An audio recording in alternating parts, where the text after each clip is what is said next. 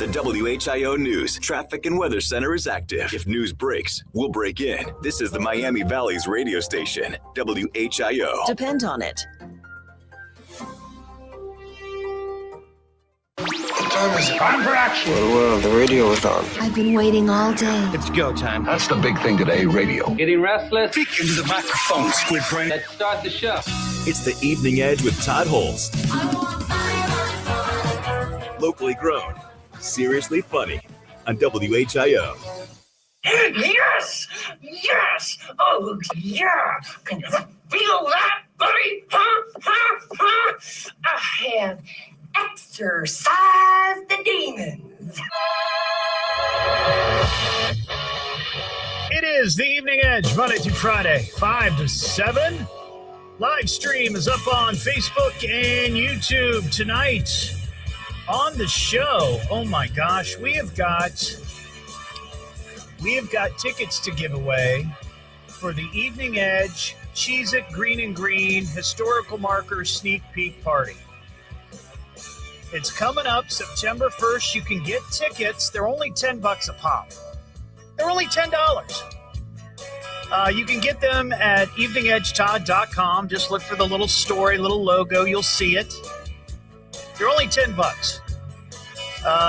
But I know we have some cheapskates in the audience. So we're going to give away some tickets this week. Each night you get a pair of tickets. Now, this is how you're going to win them. All right. Not right now, but later on when you hear my producer munching Cheez-Its, be the sixth caller. Holy cow. Going to town. Be the sixth caller at 937-957-1290, and you'll win those tickets. Also, we have tickets to go see this. This is going to be a cool show. I remember playing these groups in my early days of Top 40 radio. Tickets to see TLC, Salt and Pepper, and En Vogue at Riverbend.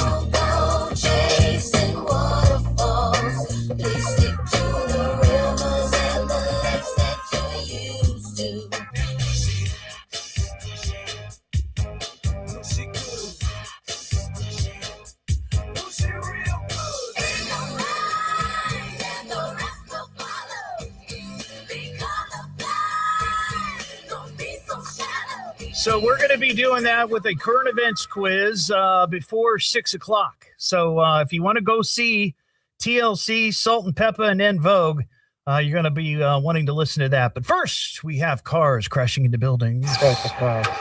Your crashed car. In local news, a spectacular car crash. House car. Well, I knew this was going to happen. We've hit a milestone. We've hit a milestone, number 90 for the year. Number 90. We are so far ahead of last year, it's off the hook. This happened, I think this was early Sunday morning. This was the McDonald's on Wilmington Pike and Sugar Creek. Now, I had a couple of people call me or send me messages and said, hey, this McDonald's got hit. Now, I've not seen any photos, but then I had somebody today, Edgehead Colleen, sent me a one of those readings on social media, the dispatch audio, where you can actually hear sort of the dispatch of this. And the information there is that there was a radio traffic report of a single vehicle crash at the McDonald's on Wilmington. A driver apparently passed out behind the wheel. This was at 1:30 in the morning. So very possible somebody passed out. They were going to get a late double cheeseburger, but they passed out behind the wheel. The car struck the building and came to rest against a gas meter. Fire medics and law enforcement responded. But I don't have any pictures, and there was no news story. However, and that's usually what we require. We either require pictures or a news story. But one of the messages I got was from a tow truck driver who said, hey, I'm on my way to this. So I'm gonna go ahead and count it. Number 90 for the year, as far as cars crashing into buildings. I'll have to look again. I usually, let me see real quick. Like I can look real quick here. Where were we last year at this time? Let's see. Today is August 17th. We were at last year, August 17th, we were at 71. And this year we're now at 90. And last year we didn't hit 90 until October 17th. Wow. So we are way ahead. Way ahead. 2 months ahead. That is crazy. So there you go if you're keeping track. I saw this story, and I remember growing up in phys ed class and sometimes out on the playground. Sometimes it was sanctioned. Sometimes it was just impromptu, but dodgeball. Dodgeball was a big game that we used to play all the time. And it was great fun to just whiz the playground ball at your friends or enemies as hard as you can and just, pummel them hard. It was a great sense of relief, especially for people like me I was bullied when I was in elementary school. There were 2 or 3 people that were constantly picking on me. But when we were in gym class and I would find myself on the other side of the dodgeball court, it was no holds barred. I mean, I was going after him. Sometimes that did cause more problems later, but for that brief moment, it was great smacking him upside of the head with a playground ball. But as we know, playground dodgeball and phys ed dodgeball has sort of gone away in many schools because of that very thing. Parents complained that kids were getting targeted and they were coming home with welts and bruises and crying a lot in their sleep. And the school said, okay, no more dodgeball. But then I saw this story. This is out in Arizona. And at first I was sort of gratified that, hey, this school in Arizona, this is phys ed sanctioned dodgeball. Now, it turns out that they don't use the playground balls that maybe we used to. Those, the red ones that were kind of rubber, and they came in different sizes. Lots of times you get the big, standard playground ball. Well, it was like the size of a basketball. But then sometimes you get the little ones that are about the size of, say, like a size 3 soccer ball or a softball. Those were the best because you could palm those, right? You could just really wing those at. But I guess they now use like some sort of foam ball, right? Dalton, you know about this? Do you know about these foam balls for dodgeball? Yeah, that's what we used when I was growing up. Okay, so you guys were playing dodgeball, but we were using like softer balls. Yeah. Oh, okay. And they'd like die halfway. Okay. There's a 13-year-old in Arizona. His name is Abel Shipper. And Abel Shipper is facing assault charges over a game of dodgeball. Apparently, this 13-year-old in his class, he was dating a girl, young love. It's tough. And when you get dumped, it hurts. I've been there. I was there. I remember when I got dumped in high school, it hurt. But this 13-year-old happened to find himself on the other team facing his ex-girlfriend. So I guess he and a couple of his buddies during this dodgeball game went after this girl. And they hit her so badly. And I question it a little bit, but I saw the pictures. She had bruises all over her stomach from these dodgeballs. Now, they say it was these foam balls. And I didn't realize that you could be hit so hard that you would end up with bruises. But they just, he and his friends just pummeled this poor girl. And she had to go to the hospital for treatment. Now, when questioned, he acknowledges targeting the girl a little bit. That's what he said. But insists there was nothing malicious behind it, saying that's simply how dodgeball works. You pick someone and you try to get him out. He said he didn't think the dodgeball would hurt because they are small ones and you can squeeze them and they compress. This is what I'm saying. The alleged victim, of course, is Abel's ex-girlfriend, though he says the two weren't on particularly good or bad terms after the split. So I don't know. Who are we going to believe? But now this kid is facing charges because what happened was a social worker, I guess, contacted the police and the school when she was called in to investigate the bruises this girl had. Like, how did you get these? Well, playing dodgeball. And these three little punks targeted me. So now this kid is facing charges. Now, his mom tells news the criminal charges goes way too far, saying the school never disciplined her son and she didn't learn that a deputy had interviewed him until months later. I guess this happened last year. But now he is facing assault charges because of dodgeball. That is crazy. That is crazy. The mother also claims her son's ex continued texting him afterward, asking for rides home. So he pummels her with the dodgeball. She gets bruises. The authorities are involved, but yet she keeps coming back and asking for rides home, wanting to be his friend.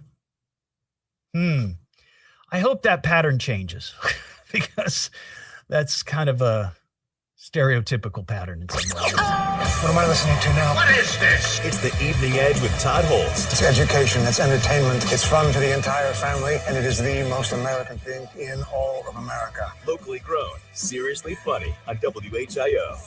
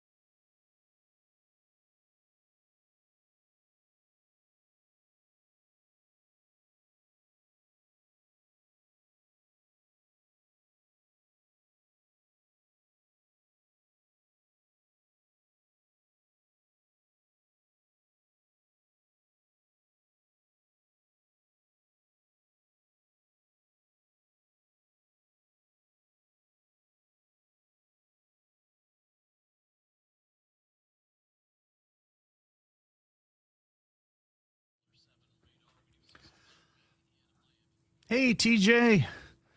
You know, Ulrich, I don't know that they do. I mean, sometimes there's chat or sometimes there's comments, but usually people are chatting on the Facebook. I think most people watch on Facebook, and people who watch on YouTube are probably not chatting. They're just watching. But I don't know. I don't know. I don't know. I don't know.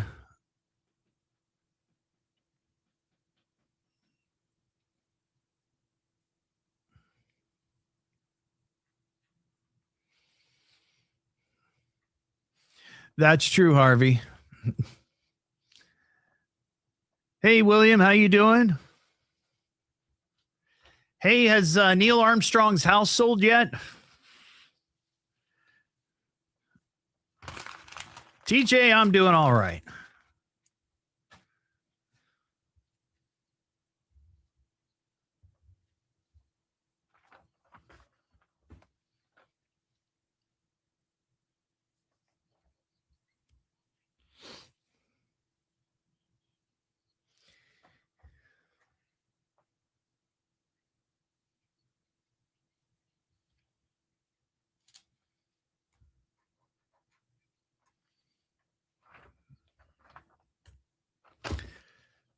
I've got a bear story.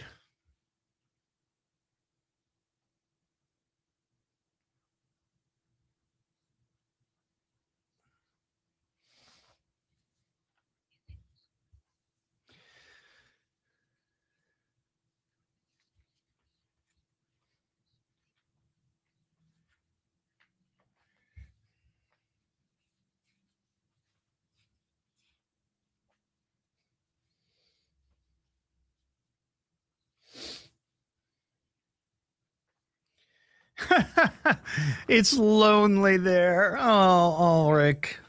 Where's Cynthia? She should get on there. I mean, I know you guys will probably be sitting right next to each other, but you could chit chat on the YouTube channel.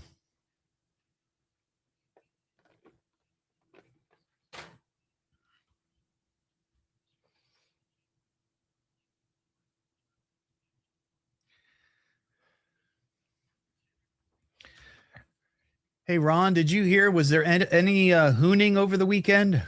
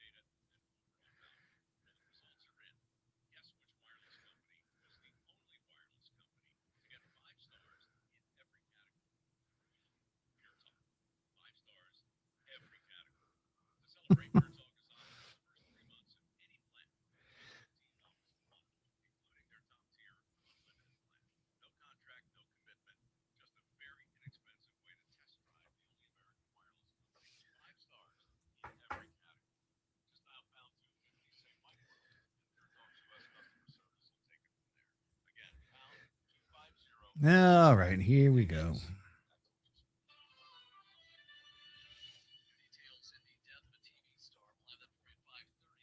To the Evening Edge with Todd Hollst on 1290 and 95.7 WHIO. So what's wrong with having a little fun, huh? It's the Evening Edge with Todd Hollst. Locally grown, seriously funny on WHIO. Back here on the Evening Edge, Monday through Friday, 5 to 7. Live stream is up on Facebook and YouTube. Well, I just checked with my buddy Ron Otto, and we don't believe there was any hooning over the weekend. You know, on Friday, we talked about this on the show.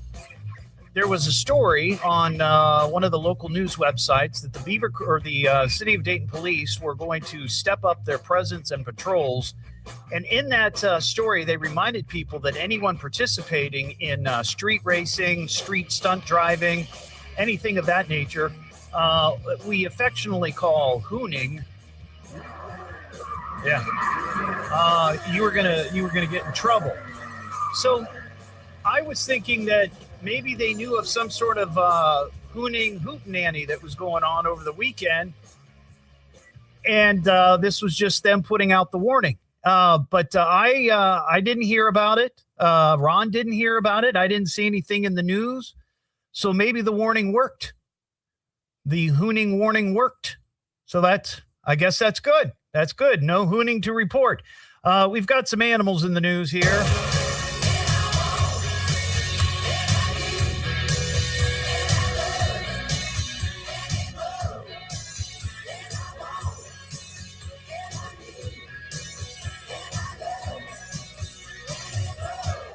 Well, I got two stories here. First, we talked about the first of these beaver attacks a couple of weeks ago, and since then there's been two more in Maryland. Maryland park officials at Seneca Creek State Park have closed down part of the park because there have been not one, not two, but three rabid beaver attacks. The first attack happened at the end of July. 13-year-old kid was bitten by a beaver while he was swimming. He suffered injuries to his hands and chest. And then on August 5th, a 19-year-old man was bitten on the ankle while fishing by a rabid beaver. And then this last attack happened last Thursday. A beaver attacked a 10-year-old girl. She was bitten while canoeing with a summer camp. The beaver escaped after counselors intervened, and the girl was treated for lacerations at a local hospital. So 3 rabid beaver attacks in a matter of weeks. That's crazy. And then this next one, I love this one. I mean, I wouldn't love it if it happened to me or in my house, but Kentucky woman says she woke to discover a bear had wandered into her house through an open door. This happened last Wednesday night. I guess she and her husband, they live in Harlan County, Kentucky, which is in eastern Kentucky. They left the door open for air circulation because I guess they don't have AC and it was so hot. But they woke to find a bear inside the home. Now, that's frightening enough, sure. But what was really disappointing to this woman is that the bear apparently munched down on their leftover KFC. I guess they left the KFC out and the bear munched down on it. Munched down. She says that she spotted another bear a few days later, this time while she was cooking sloppy joes.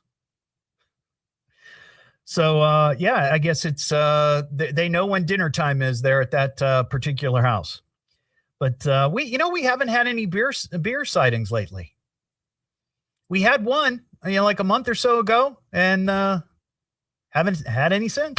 It's the Evening Edge with Todd Hollst. Who, Todd? Okay, yeah, he's a lot of fun. Locally grown, seriously funny on WHIO.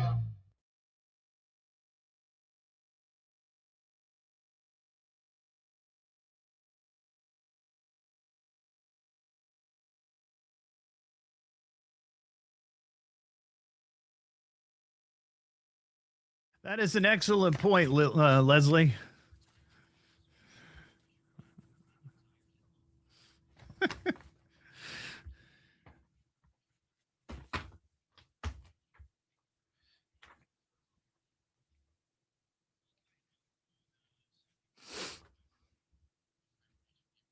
Mm-hmm.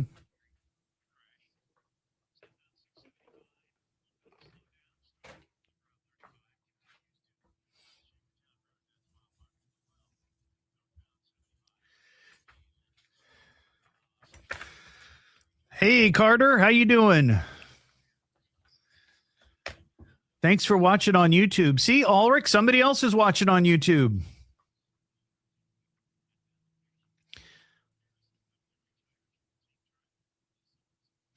If they're fuzzy. If they're fuzzy, I'm going to give it a try.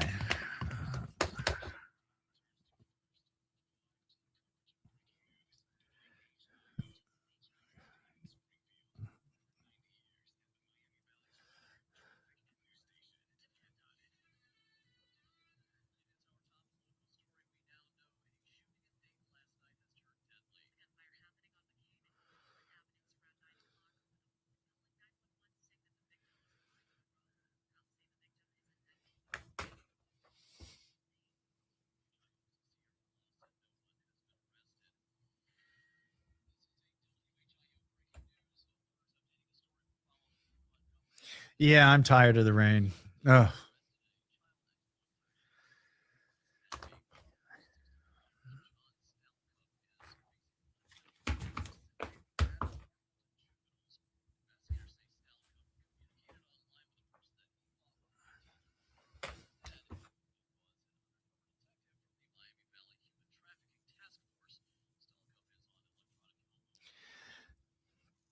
Do you work outside, Carter? Is that why the rain messes with you?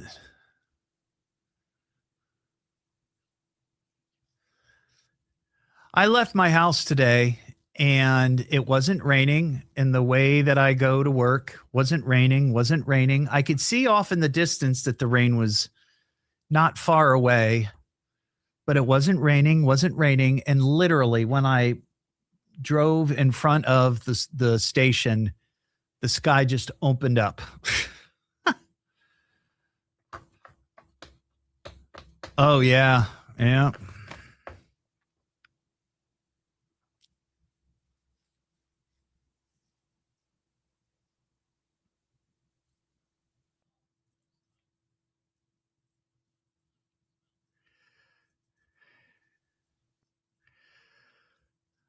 A rabid raccoon on Linden?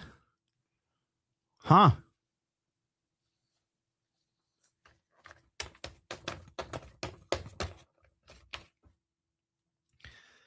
That might be worth mentioning. Yeah, that's what it feels like, Lisa. 40 days, 40 nights. Tomorrow, I think, is supposed to be really nice, but we'll see.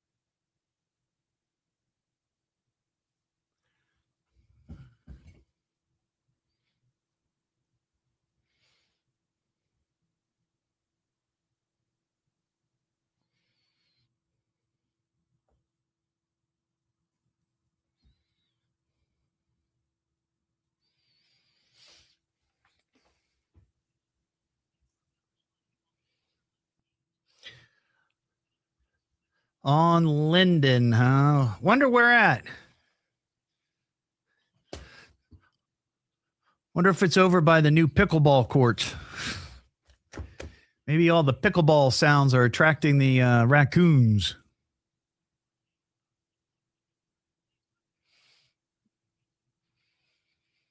Yeah, I know, Steven. I think it's going to be wet and rainy. Not looking forward to that. Trying to think, last year we may have had one game where it was rainy or it had been raining. I don't think we've had anything get completely washed out.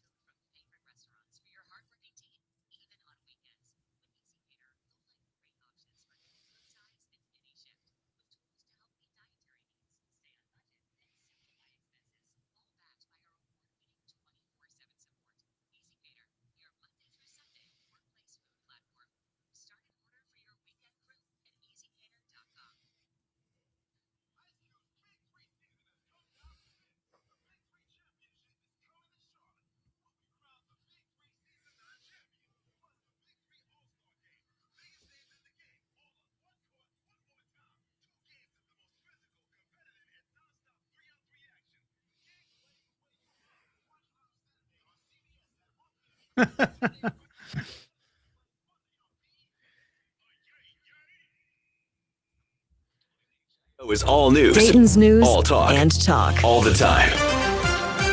The WHIO News Traffic and Weather Center is active. If news breaks, we'll break in. This is the Miami Valley's radio station, WHIO. Depend on it. And now, with your permission, I'm going to do my stuff. Could this day get any more fantastic? Let's get on with it. It's the Evening Edge with Todd Hollst. Locally grown, seriously funny on WHIO.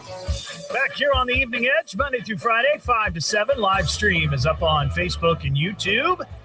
I have a current events quiz and up for grabs. Tickets to see TLC, Salt and Pepper, and En Vogue at Riverbend Music Center, August 21st. That's this, what day is that? Is this Friday? Yeah, this Friday night.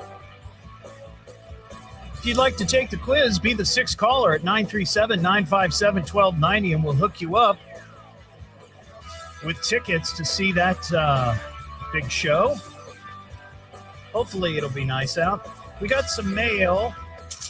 Knock off the jaw jack, and it's time for mail call. Master, I have mail for you. The fan mail. Oh, I'm a big fan of yours. The mail is here. Your hate mailbox is full. If you'd like to shoot me an email, eveningedgetodd@gmail.com. Hey, Todd, I love your show.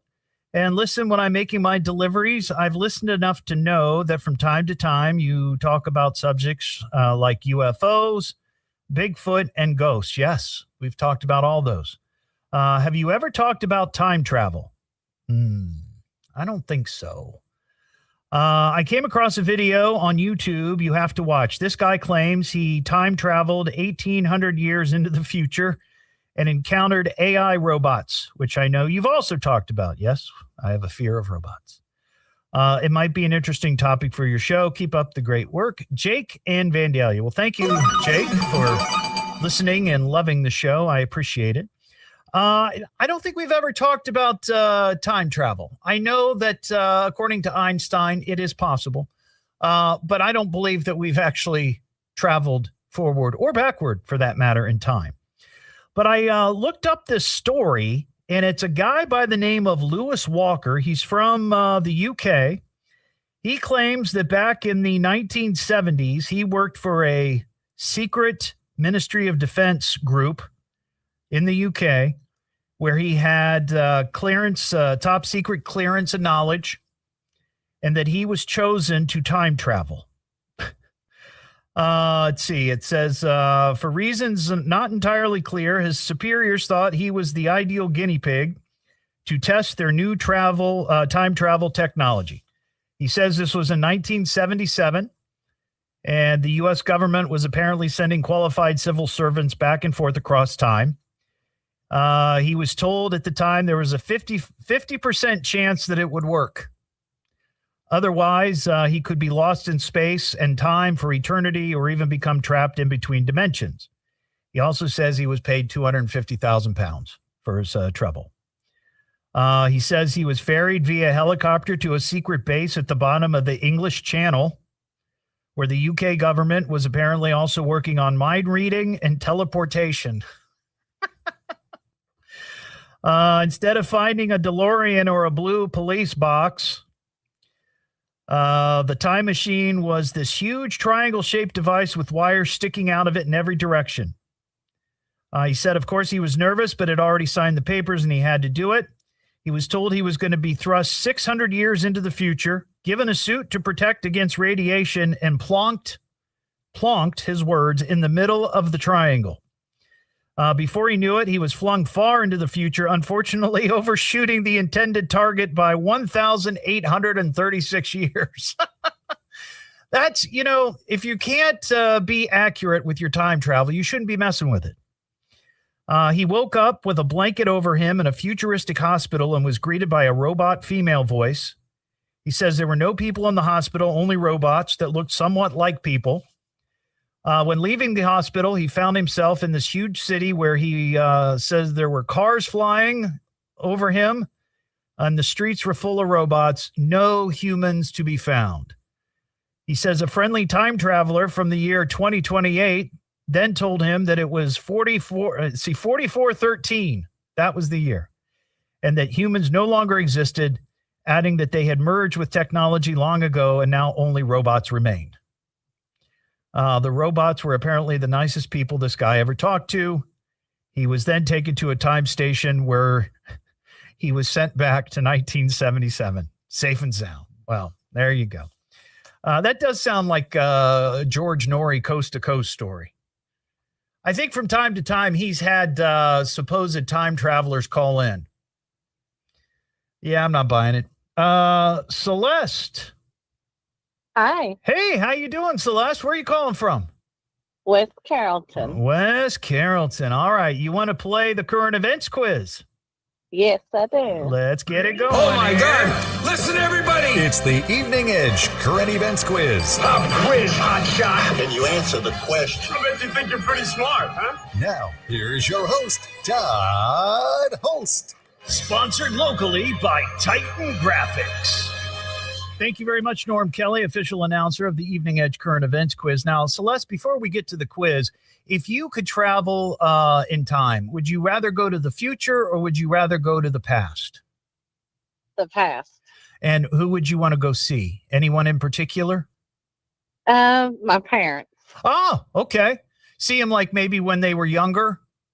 Yes. Yeah, kind of like Back to the Future. You don't want to mess with it, though, Celeste. You don't want to like end up dating your dad because then you might not, come to fruition. I know. You got to be careful of that. You got to be careful. Screwing around, the time travel shenanigans can really screw up the timeline. All right. So here's the deal, Celeste. I'm going to give you. Do you know how to play the current events quiz, by the way? Yes. Okay. I'm going to give, for those who don't, Celeste 3 questions, 3 possible answers, A, B, or C. And Celeste, tell everybody the answer is always C. C. You got it. All right. You are playing for tickets to see TLC, Salt and Pepper, and En Vogue. That's going to be a great show. Oh, my gosh. That's going to be a great show. All right. All these questions tonight have to do with weird news. Are you ready? Yeah. Okay. Here we go. Question number 1. The USA Today reports that a new plastic surgery procedure is gaining popularity, which involves injecting patients with fat from donated cadavers. It's being dubbed A, the corpse lift, B, the necro nip, or C, zombie filler.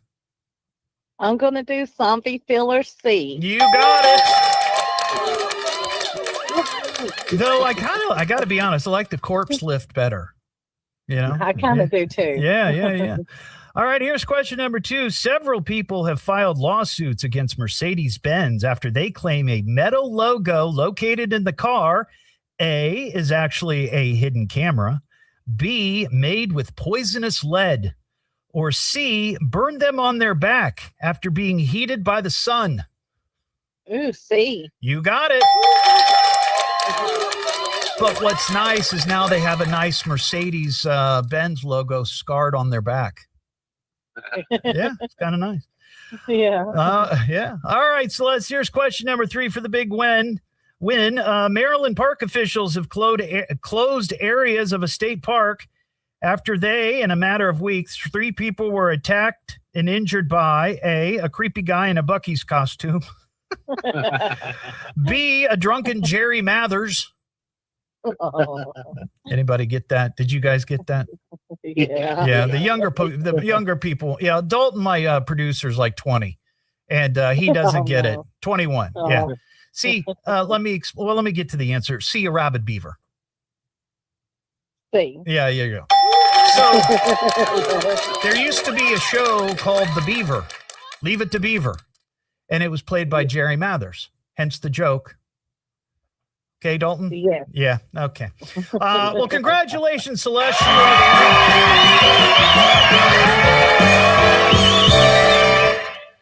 That is awesome. Now, have you been to see TLC, Salt and Pepper, and En Vogue before? They were huge in the early 90s. No, I haven't, but I was a big fan back in the 90s. Okay. All right. Well, hang on the line. We're going to get your details, Celeste, and we'll get those tickets out to you real soon. Okay. All right. Thank you, Todd. There you go. And that's how you play the current events quiz. 937-957-1290 is the number. Coming up next hour, I promise you, you're going to have a shot at winning tickets to the Evening Edge Cheez-It Green and Green historical marker sneak peek preview. That's a long title. We should have shortened it up somehow. But What am I listening to now? What is this? It's the Evening Edge with Todd Hollst. It's education, it's entertainment, it's fun for the entire family, and it is the most American thing in all of America. Locally grown, seriously funny on WHIO. Now from the WHIO News Center, here are the three big things you need to know. The man accused of setting a 10-year-old girl's chicken coop on fire pleads not guilty today. The Miami Valley has seen about 8 inches of rain so far in the month of August. And our current top local story, a Mad River school teacher is officially charged in a human trafficking investigation. Traffic sponsored by Grismer Tire and Auto Service. Expert brake repair you can trust. Make sure you can stop when you need to the most. Get a little peace of mind by making an appointment today with your trusted brake repair experts at GrismerTire.com. Southbound 75, the left lane blocked at State Route 4. It's kind of a mess right there right now. There's a crash, multiple car crash, emergency equipment on the scene, slow traffic for about a mile. Move over to the right. Southbound 75 between 2nd and 3rd Street downtown. Report of a crash. Eastbound 35 just past 675. A crash as well. And northbound 75 between, let's go all the way down to Route 123 between there and State Route 73. thank you, Leslie.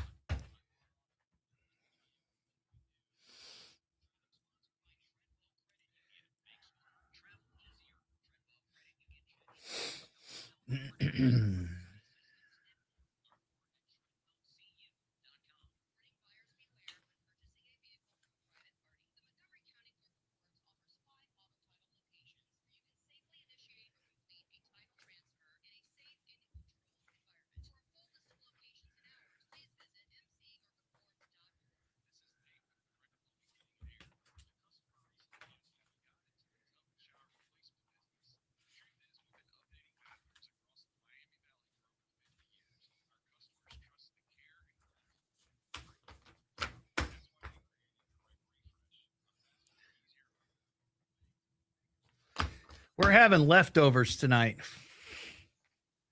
Having some sort of corn and ravioli dish that Mary made, and it was fantastic.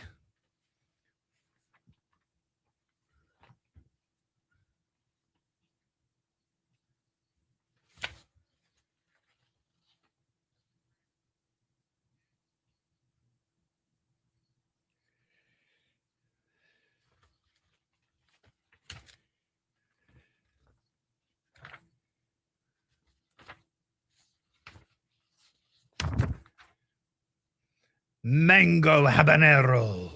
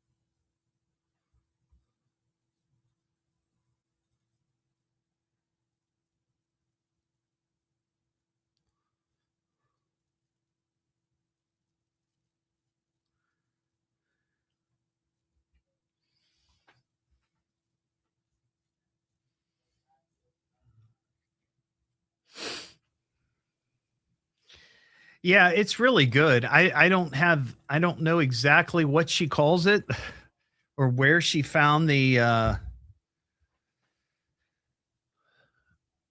recipe, but it was really good.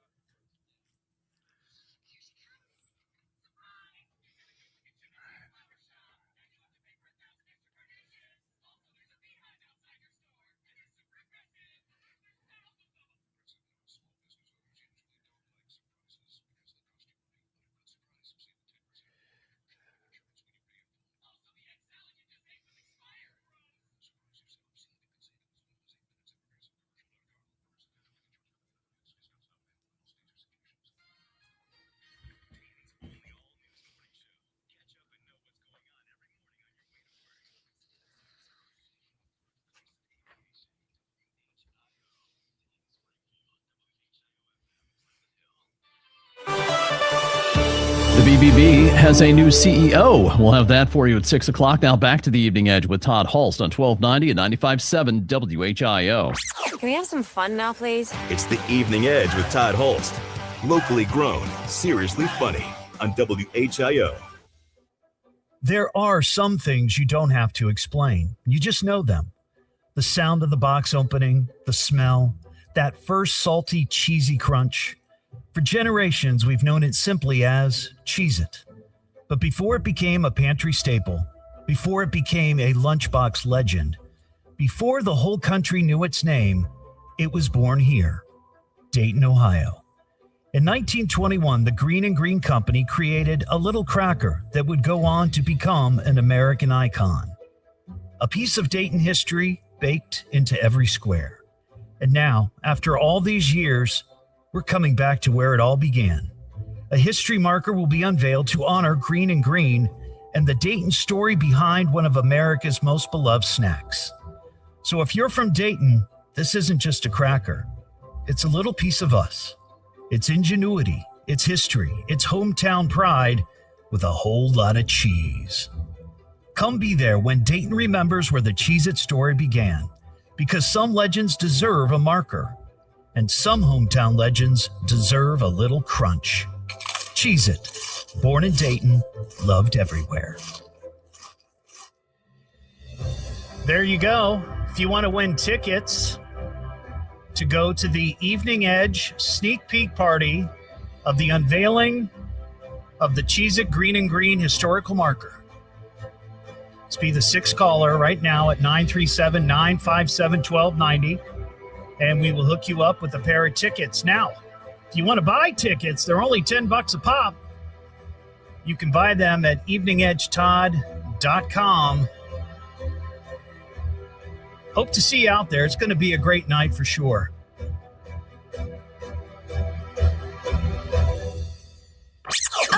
What am I listening to now? What is this? It's the Evening Edge with Todd Hollst. It's education, it's entertainment, it's fun for the entire family, and it is the most American thing in all of America. Locally grown, seriously funny on WHIO.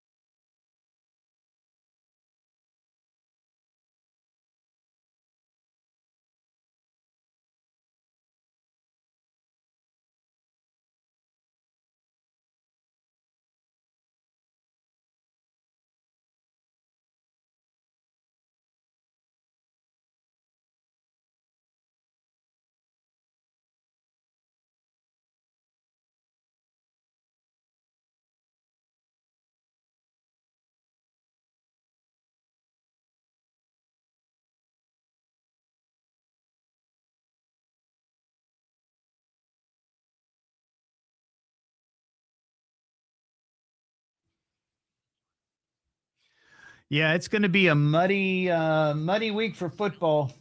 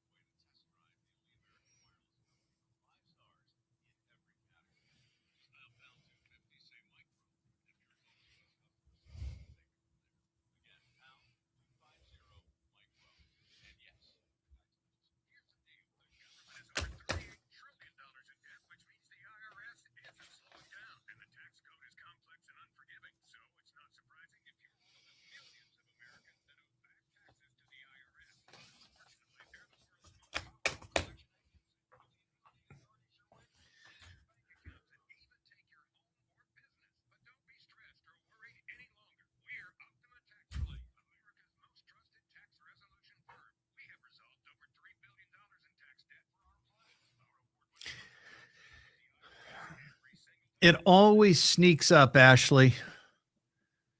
Always sneaks up. I remember having staff meetings back in like April and May talking about high school football, and it's just like, oh, we got plenty of time. Here we are.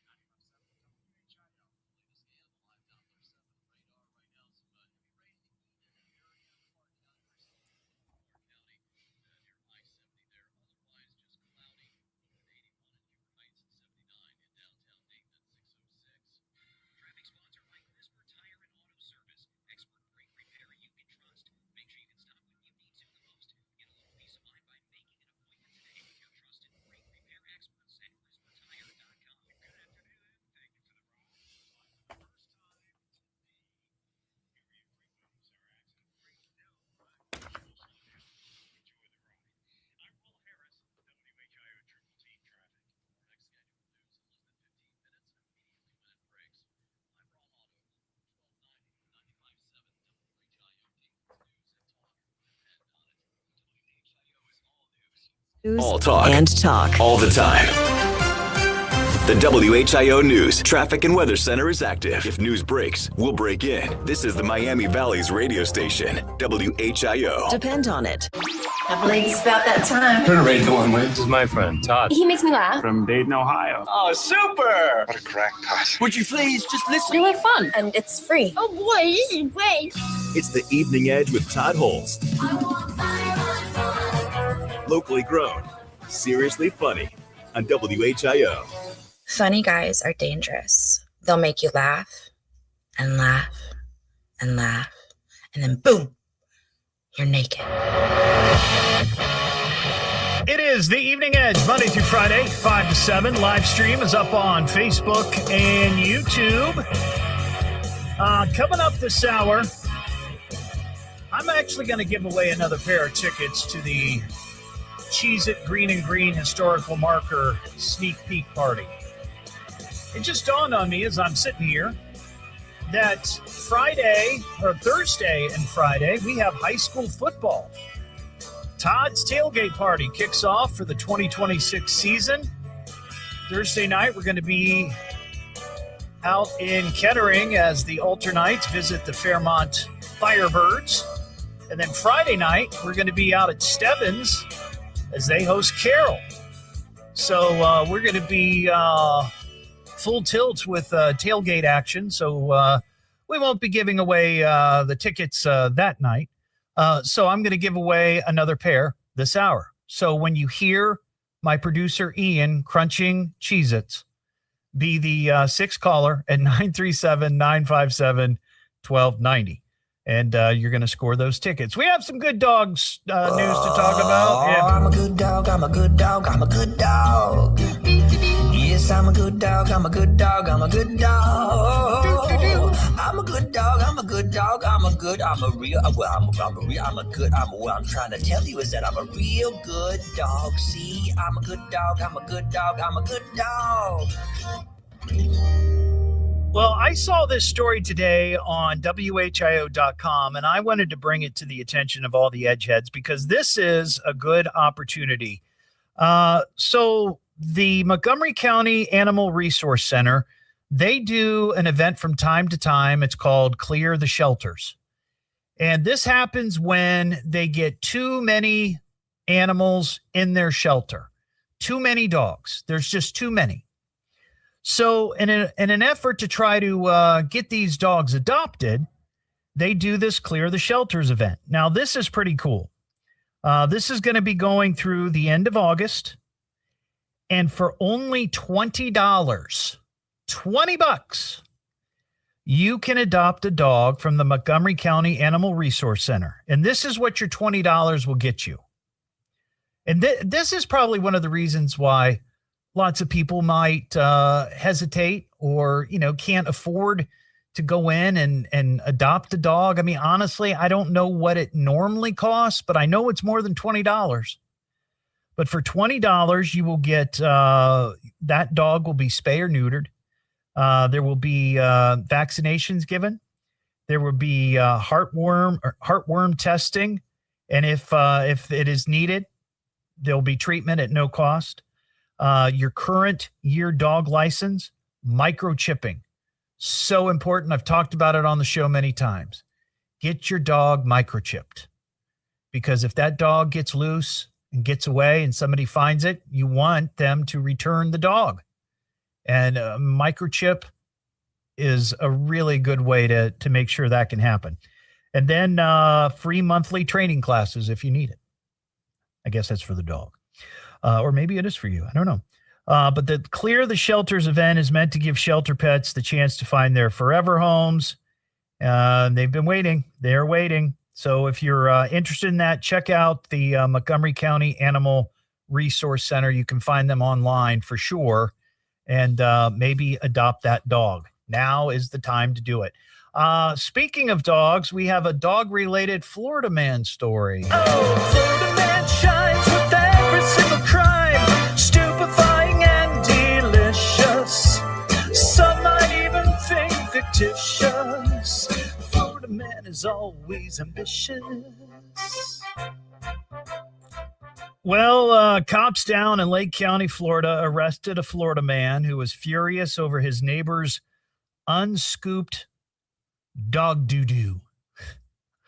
Allegedly, this guy barged into the pet owner's home carrying the offending feces. So this guy picked up the poop, busted into this neighbor's house, and hurled it at the owner right there in the house. This led to a fist fight and a threat involving a child's metal scooter. The 35-year-old guy was arrested by sheriff's deputies on August 8th after the confrontation at the Leesburg home the previous day. The neighboring couple told deputies that they had been locked in an ongoing dispute with the suspect over dog poop being left around their properties. That is annoying. That is very, very annoying. The husband claimed the suspect entered his home without permission while angry and clutching the dog poop. Man. Before throwing the waste and striking him with it, the homeowner then pushed the suspect back outside where the two men got into a fist fight, and the suspect allegedly punched him in the face.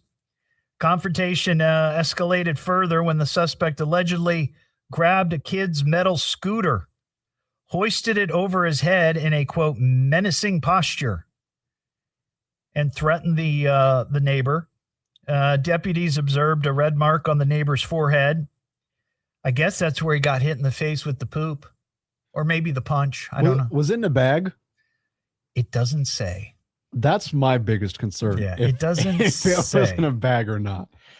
Because, I mean, I could see in a fit of anger that maybe somebody would just grab for it, but I don't know that I would do that. If I was angry, okay, well, you're also not in Florida, and you're not a Florida man. That's right. Well, and here's the other thing. This guy, I guess, has had a past with the law, so this isn't the first time. A repeat poop offender? I don't know if it had to do with that, but yeah. The suspect told deputies that he had already complained to the neighbor's wife about the mess, and she promised to pick it up, but 4 hours later, it was still there. He claimed the neighbor later messaged him to come over and discuss the poop problem, but then he shoved him in the doorway before the two men fought out in the driveway. When deputies asked to enter the suspect's home to photograph injuries, he said he suffered in the scuffle. He initially refused and then declined orders to come out. Deputies eventually placed him in handcuffs and brought him in for questioning, where after reading his rights, he agreed to talk and stuck to his story. I guess the two neighbors had previously, he says, the two neighbors had previously had an understanding that allowed them each to enter the other's home without knocking. Right. Anyway, the man was charged with aggravated assault with a deadly weapon, battery, simple battery, and burglary. Hey, Ian, pop on if you got a second. What's up? So I've been holding on to this story for a week or so, because usually you produce the show. Yeah. And I've missed you, Todd. I missed you too. And you were doing some other stuff here at the station last week. We had somebody on vacation and you were filling in, so you weren't able to do this. That's right. No airtime. So I saw this story and I wanted to get your take on it because, you know, I'm a Gen Xer. The forgotten generation. Is that what we are? Yeah, you're called the forgotten generation. Yeah. And you're Gen Z. The best. I don't think that's what they call it.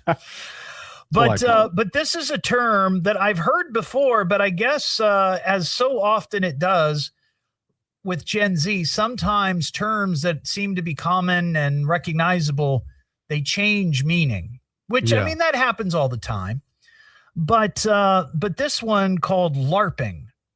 Live action role playing. Yeah. So I've always heard LARPing is when somebody does dress up as some sort of character, right?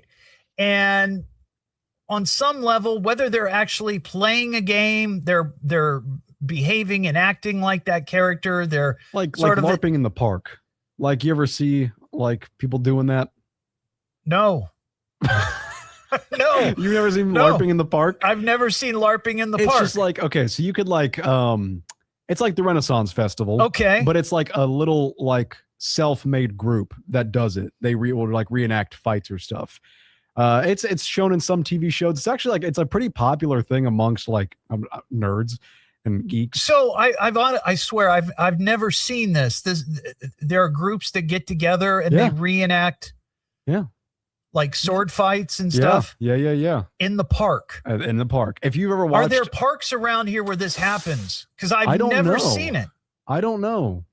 We could set one up. I'm thinking Delco Park would be a great LARPing location because you've got the hills, you've got you've got a sand, you've got the big pond, you've got a sand like volleyball area. Yeah, that's true. There's the BMX track over there. Think of all the LARPing fun people could have over there. Yeah, it'd be a great time. Right. And plus it's close to Applebee's. So afterwards you can go over and get yourself an appetizer. I'm personally an Archer's type of guy, but so but that was what LARPing used to be. But now I guess the term is taking on another life, and this is what I wanted to talk to you about. I would say it's now like a cousin. Okay. Because LARPing still exists. It's not changing. But now it's kind of a almost like an insult or a criticism. Yeah. I mean, people do say it's like it's what you call on face value, like this new slang of LARPing is, or like calling someone a LARPer, is if they're like faking like a certain lifestyle or doing something like for like attention or acting like something they're actually not. Now, my favorite instance of what people use it for is let's say like someone says they're a fan of like the Spider-Man movies. Okay. But only specifically because Tom Holland is in it. Not because they're a fan of Spider-Man as a comic book character. You would call them a LARPer. Okay. Because they're role-playing as Spider-Man fans, but they're not actually. They're just Tom Holland fans. Okay. So I think that kind of breaks it down pretty simply. In this story, they say that let's see, LARPing is when creators online, exaggerate aspects of their identity to boost their online presence. For example, pretending they have more wealth, friends, or going on exotic trips than what they actually do. I think the term has been thrown around loosely enough to where like it's just now a broad umbrella term. Yeah. For like a lot of different things. Interesting. Well, you know what? I would love to talk to somebody who actually does LARPing. I've met a lot of edgeheads, and we have a very diverse group of edgeheads out there.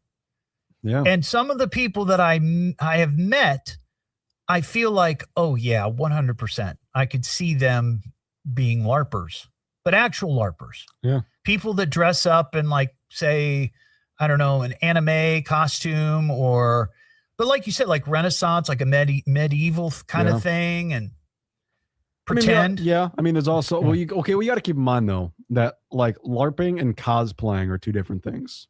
You can cosplay as a character, but you're not acting out like a scenario with the character where you're role playing as them. So cosplays is merely putting on a costume and maybe going to a party or one of these Comic-Con events. Yeah, you're just yourself, but you're just dressed up as your favorite. I mean, I've worn outfits to the Renaissance Festival. I cosplayed, but I wouldn't LARP.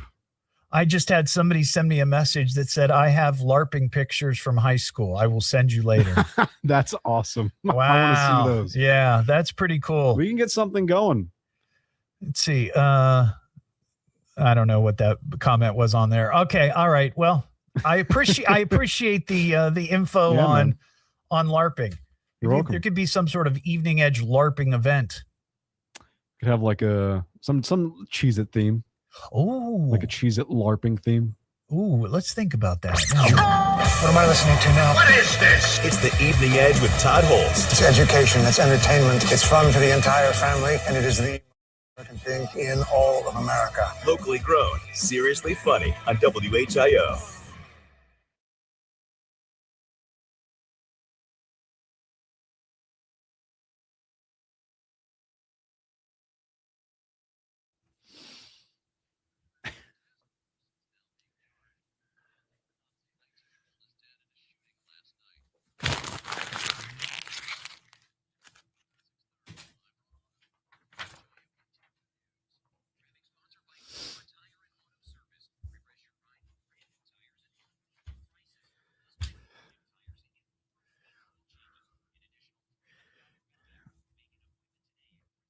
harping.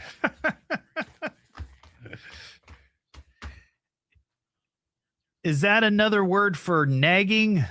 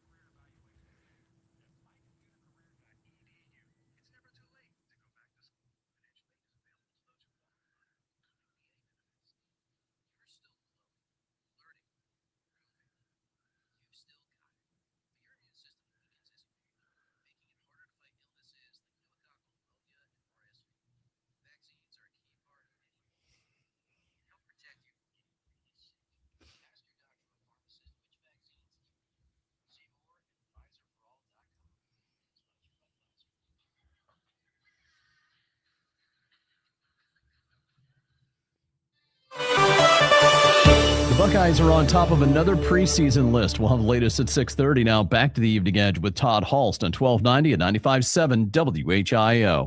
We are going to have mad fun. It's the Evening Edge with Todd Hollst. Locally grown, seriously funny on WHIO.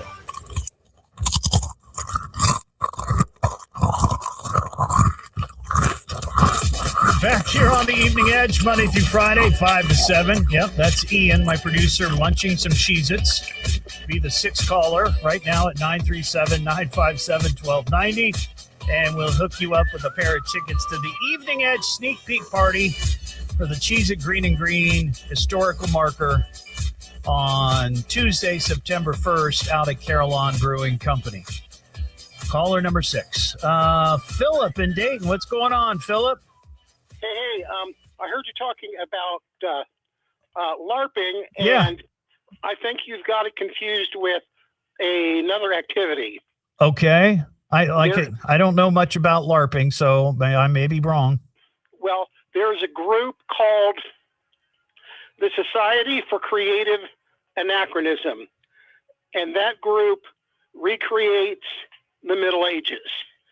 Okay. They have the clothing, the armor, the fighting. They have encampments. They have a war every year. It's called the Penzic War, and it's held up in Western Pennsylvania. Okay. Well, here's the thing, though. I mean, that is one specific group, but what I think this is more of a general term where it's it's people sort of role playing different sort of genres. It's not just the medieval. It could be, Right, it could be anime, or it could be anything really. Right. Right. LARPing, like you said, live action role playing. It's just people that were playing Dungeons and Dragons and decided to dress up and play it in a basement or hallway. That could be. Have you LARPed before? Once or twice. It never really appealed to me because the mechanics of playing the game went so slow. I got you. I have a friend who, a guy I used to work with who, I guess you could call him a LARPer. He goes out to, I think it's the Renaissance Fair or some other fair around here where they all dress up as Vikings. And he pretends that he's a Viking and they actually have battles. Yeah. But those LARPers are not SCA, and the SCA is not LARPers. So there's a couple groups that actually get out there and play with sticks and hit each other. Well, I'd like to do that with some of them. Hit them with sticks. All right, Philip, I appreciate your call, buddy. Thanks, man. Sir, please identify yourself. It's the Evening Edge with Todd Hollst. Well, who is this guy? Where did he come from? Maybe he escaped from the circus. Locally grown, seriously funny. I mean, this guy's something else. That's for you. Keep listening to the radio. On WHIO.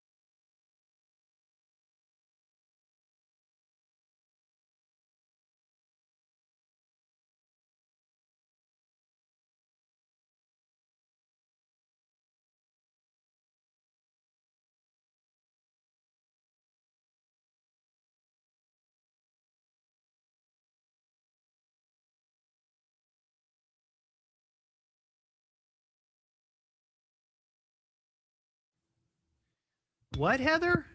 He answered your call and said nothing?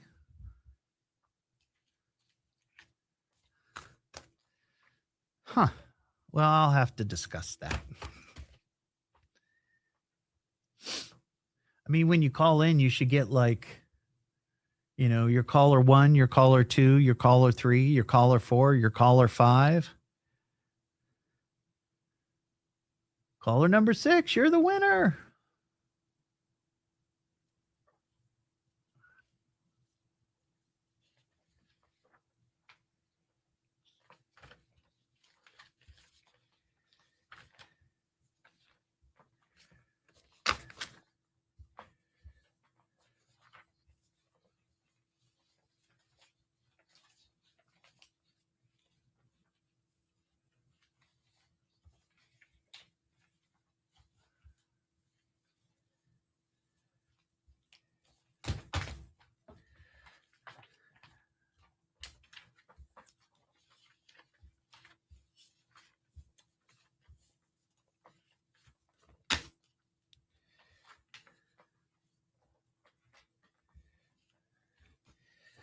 Where is that story?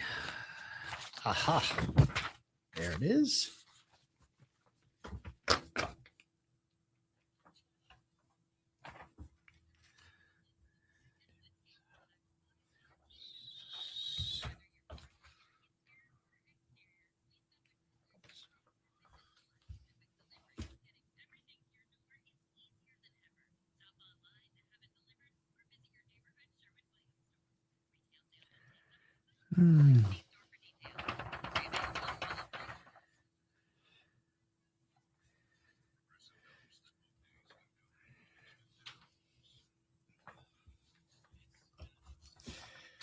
Well, Heather, we'll have more tickets to give away over the next few days.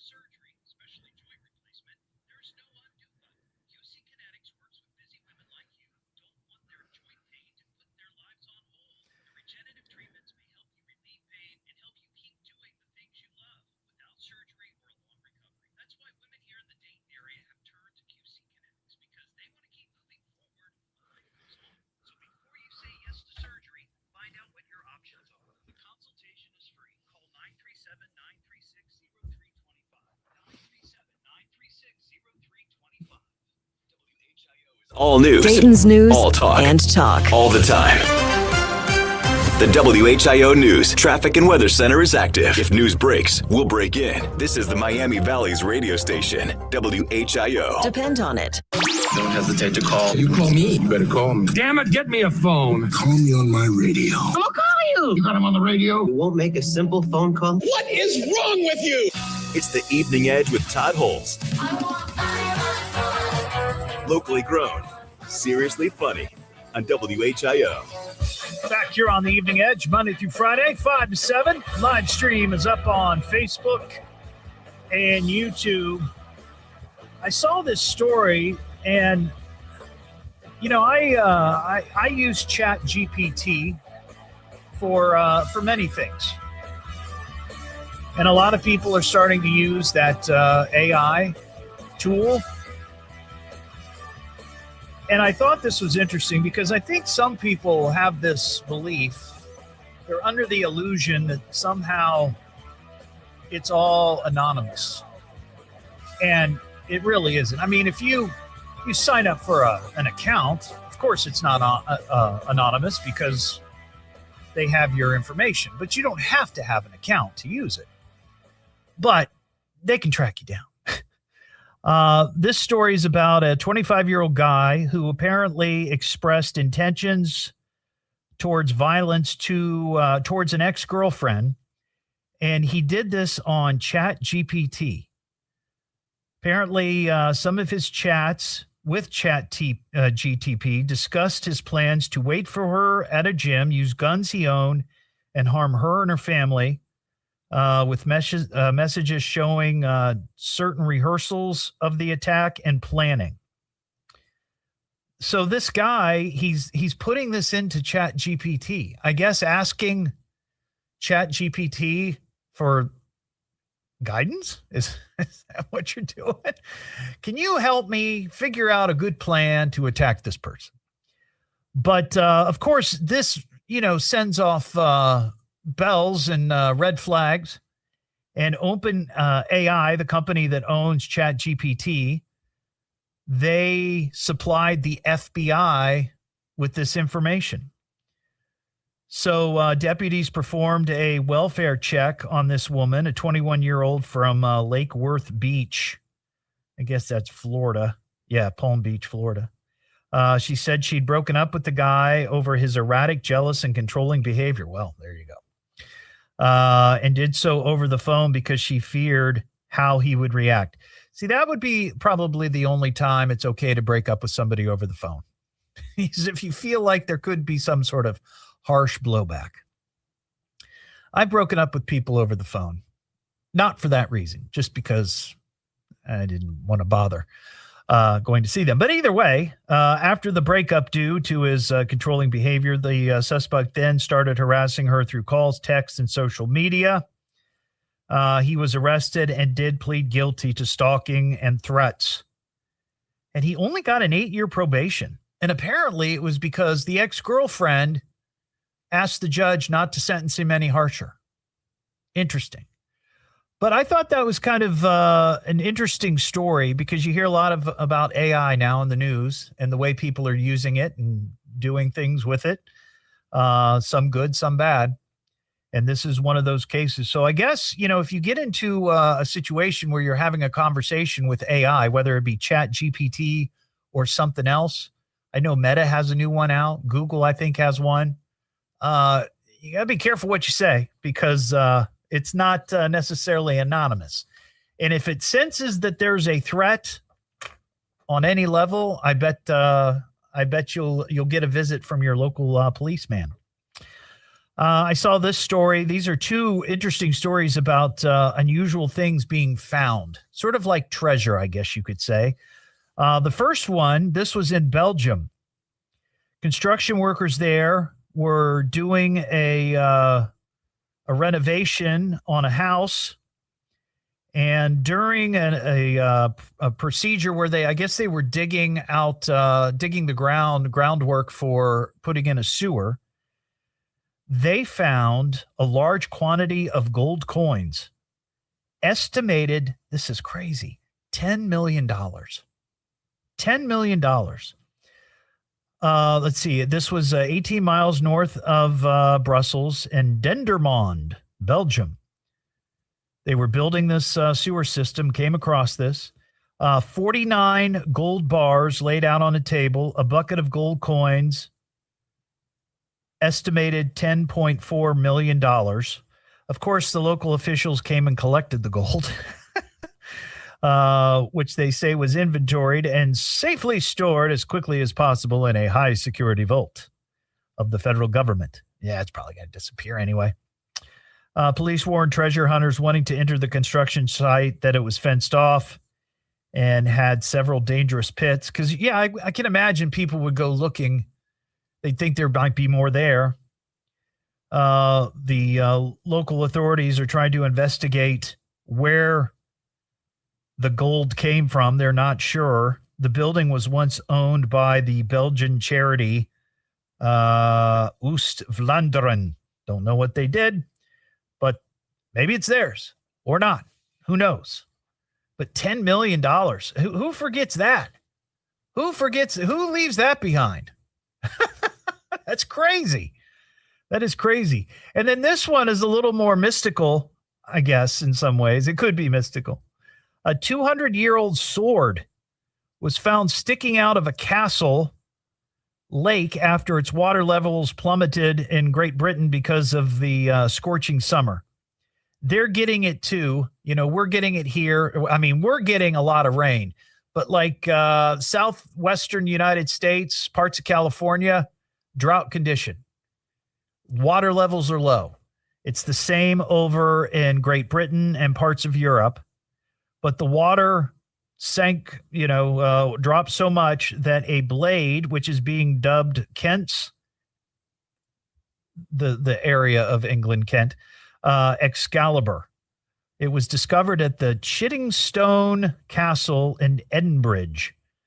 Volunteers say they were clearing out fallen branches last week when they saw metal poking out of the water.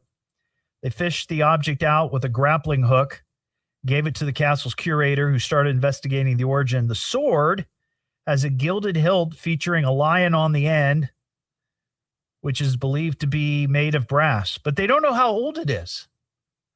Now, they think it's got to be it's at least 200.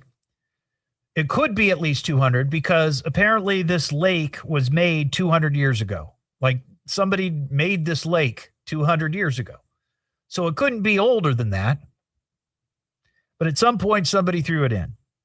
They think it could have owned or been owned by a soldier, a Victorian bandsman, an art dealer, or a ghost. Some social media commenters have even joked they compared it to Excalibur. Research suggests that it might be a Victorian bandman's sword from the early 1800s used for ceremonies. Other theories include it could be belonged to troops who were stationed there during World War II. But the most magical theory is that it belonged to a ghost of a soldier who said by local legend to haunt the lake. So who knows?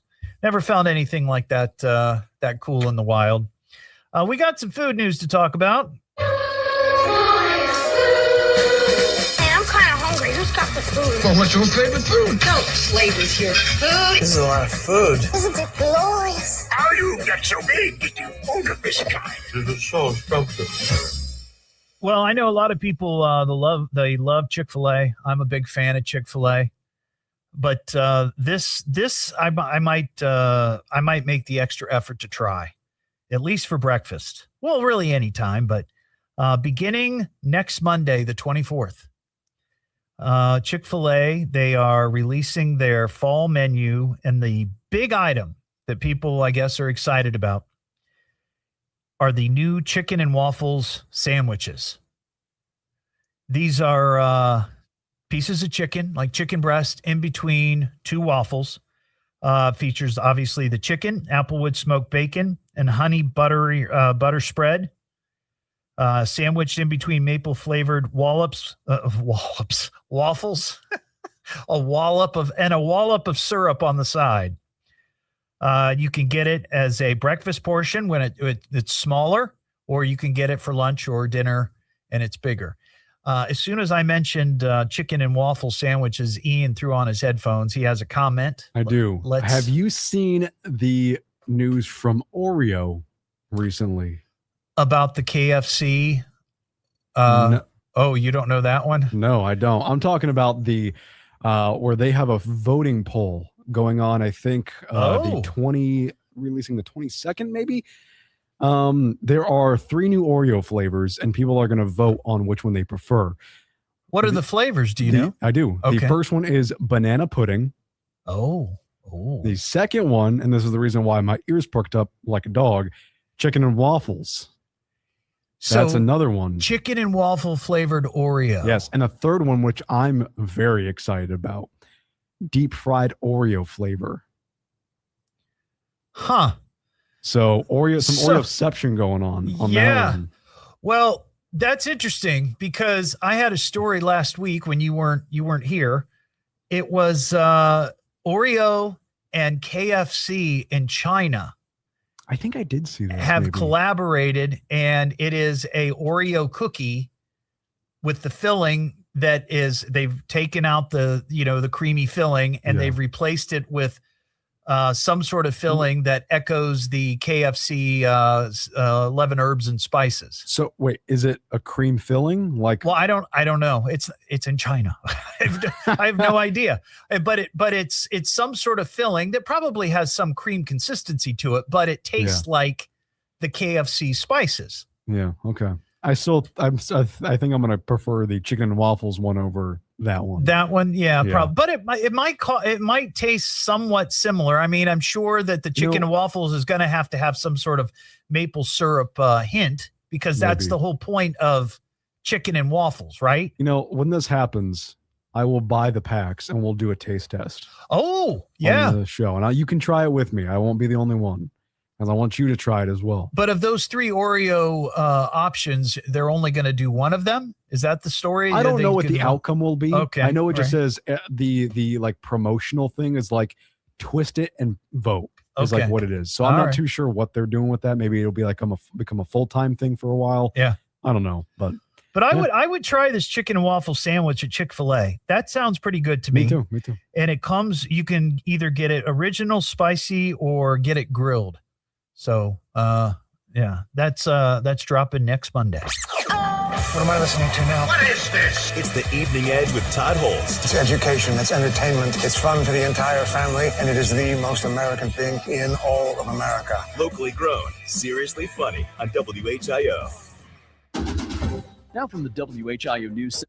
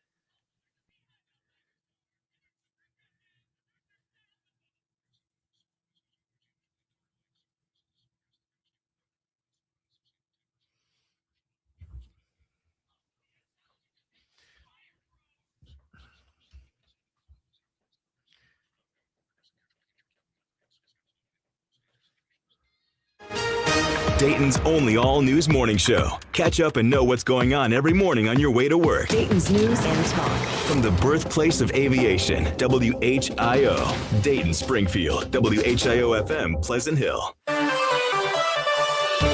few dry days are coming to the Miami Valley soon. We'll have the latest at 7 o'clock. Now back to the Evening Edge with Todd Hollst on 1290 and 95.7 WHIO. Oh, well, go have fun. It's the Evening Edge with Todd Hollst. Locally grown, seriously funny on WHIO. You like football? You guys ready for the big game? Friday night. Just getting psyched up for a big game. Let's really try to win this one, hey, boys? Everywhere I turn, football. I like football. Let's talk football. Back here on the Evening Edge, Monday through Friday, 5 to 7. Live stream up on Facebook and YouTube. Well, high school football is back on WHIO. Season kicks off this Thursday night. Todd's tailgate party is going to be out at Kettering Fairmont. Firebirds host the Alter Knights, a big-time crosstown rival. Neighbor versus neighbor. Cousin versus cousin. It's going to be big. And then on Saturday night, I would say another rivalry. Carroll, hosted by the Stebbins, right down the road from each other. Kids that live in Riverside, of course, go to Stebbins, and many kids in Riverside go to Carroll. So we're going to be doing Todd's tailgate party both nights. If you're out at the games, please stop by and say hello. Would love to meet you. Have a terrific night. Don't forget you can get the podcast at eveningedgetodd.com. We'll see you tomorrow just after 5 here on the Evening Edge.